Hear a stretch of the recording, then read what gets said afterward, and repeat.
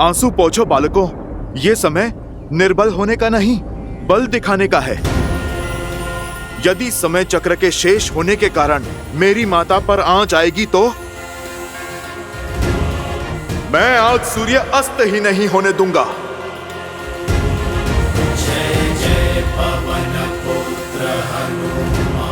जय त्रिकालदर्शी भगवान वाल्मीकि।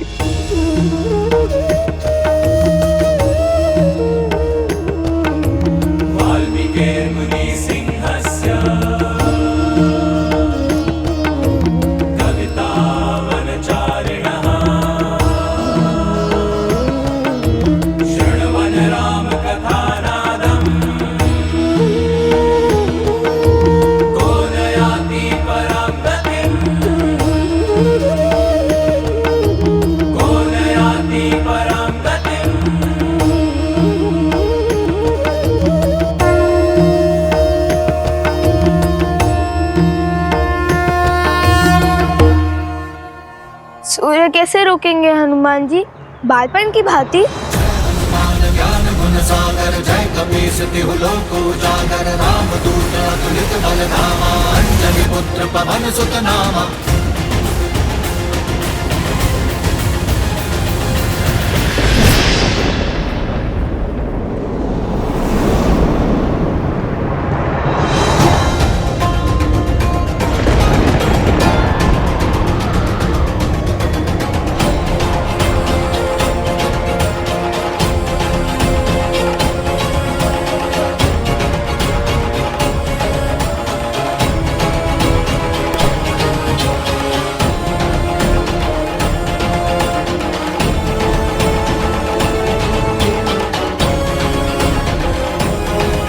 श्री राम, समय चक्र पूर्ण हो गया है और अब तक। निराश मत हो उर्मिला, व्यक्ति का अंत उसके प्राण जाने से नहीं, जीवन की आशा जाने से होता है। यदि मैं श्वास ले रहा हूं तो लक्ष्मण के भी प्राण नहीं छूट सकते। विश्वास रखो उर्मिला।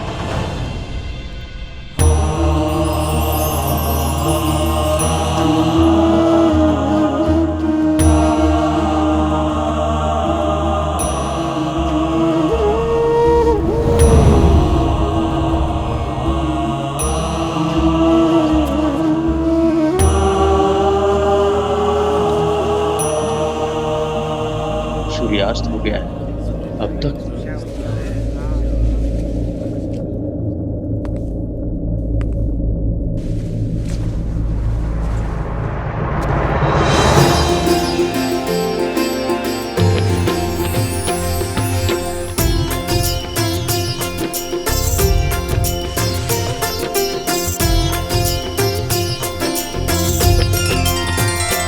भगवान वाल्मीकि की, भगवान वाल्मीकि की, भगवान वाल्मीकि की।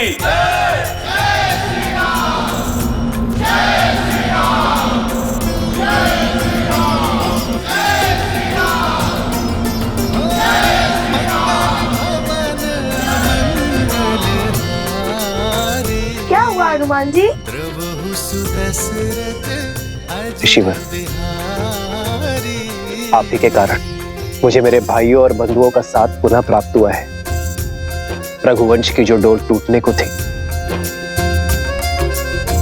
उसकी एक रेशे से आपने रक्षा की है। आपका जितना आभार व्यक्त करूं उतना कम है ऋषिवर। मेरे कारण नहीं, त्रिकालदर्शी भगवान वाल्मीकि के कारण।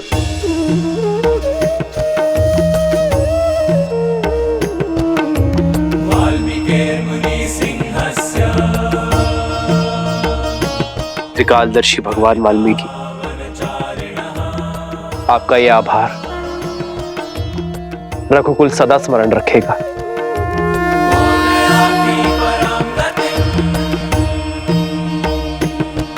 ऋषिवर, मुझे शीघ्र अतिशीघ्र लवकुश से मिलने की इच्छा है।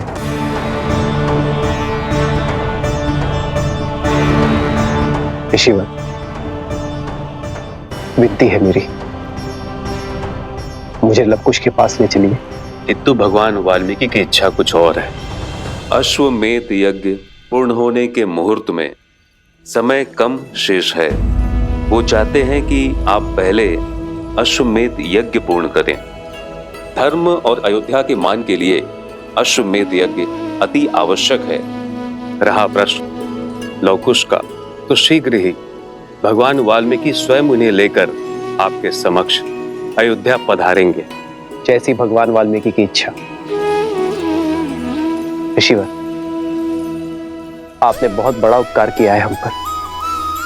आप भी शीघ्र अयोध्या पधारें और हमें सेवा का लाभ दें। अवश्य महाराज।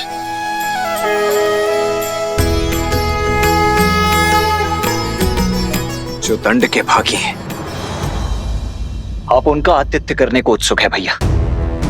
आपको स्मरण है, उन दोनों ने न केवल अश्वमेध यज्ञ के अश्व को रोकने का दुस्साहस किया है, अपितु स्पष्ट रूप से अयोध्या पर प्रहार भी किया है। उन दोनों का स्थान अयोध्या के कारागृह में, ना कि अतिथि गृह में। लक्ष्मण,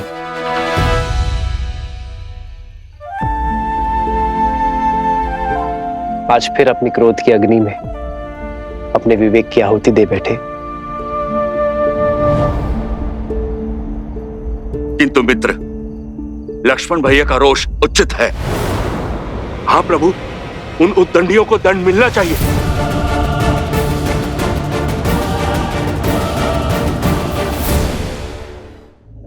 वानर युवराज का मत उचित है। हाँ महाराज, अयोध्या के अपराधियों को दंड मिलना चाहिए। अयोध्या के अपराधियों को दंड मिलना चाहिए। अयोध्या के अपराधियों को दंड मिलना चाहिए।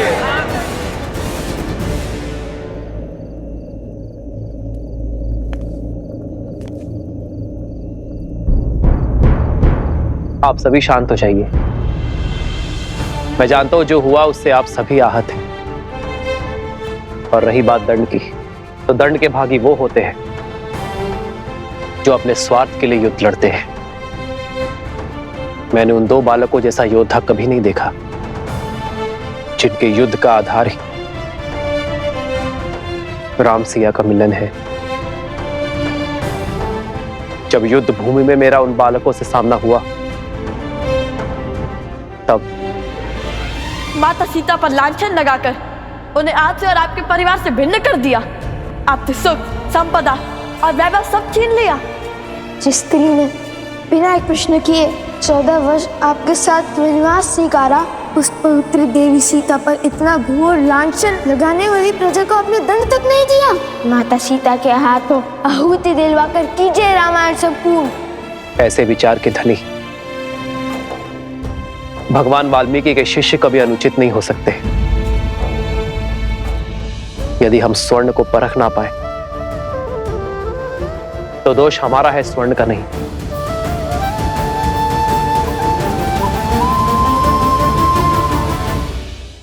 भैया, यदि उनका लक्ष्य इतना शुभ और विचार इतने शुद्ध है तो हमें उनसे क्षमा मांगनी चाहिए भैया। भूल तो हमसे भी हुई है, बिना उनकी बात को समझे हमने उन पर प्रहार कर दिया। भूल ना तुमसे हुई है ना उनसे। तुम अपना धर्म निभा रहे थे और वो अपना धर्म निभा रहे थे। किंतु मैं उनसे मिलकर ये जानना चाहता हूं कि दो अपरिचित बालकों का सीता और मुझसे इतना लगाव कैसे हो गया कि वो अपने प्राण तक दांव पर लगाने से पीछे नहीं हटे। ये साधारण घटना नहीं है भरत, इसमें अवश्य ही कोई असाधारण बात छुपी है जिसका पता हमें भगवान वाल्मीकि के अयोध्या आगमन पर होगा। मुझे प्रतीक्षा उस क्षण की है जब भगवान वाल्मीकि लव कुश को अयोध्या लेकर आएंगे।